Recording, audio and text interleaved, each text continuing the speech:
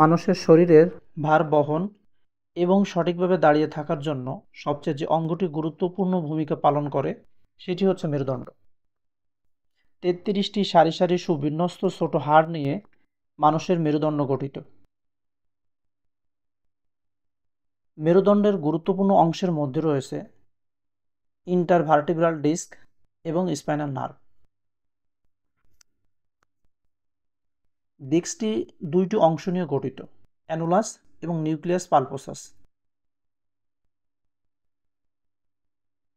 এই ডিস্কই মূলত মেরুদণ্ডের সকল চাপ প্রশমিত করে থাকে। তবে বেশ কিছু কারণে এই ডিস্কের আকারের পরিবর্তন হয় এবং পাশে থাকা নার্ভকে চাপ দেয়।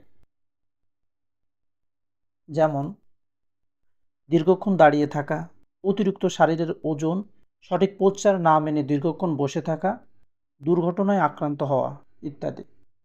ডিস্কের পরিবর্তনের কারণে সৃষ্ট ব্যথা পিঠে এবং পায়ে ছড়িয়ে যায়।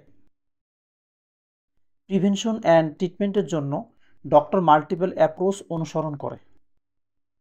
তবে মেডিকেশন হিসেবে এনএসএআইডি কনজারভেটিভ ট্রিটমেন্ট হিসেবে ব্যবহৃত হয়।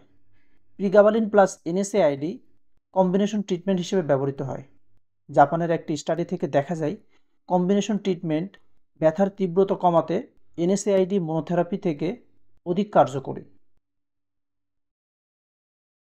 Square offers Neurolin preparation of pregabalin, effective in painful lumbar pain, available as capsule and shear tablet.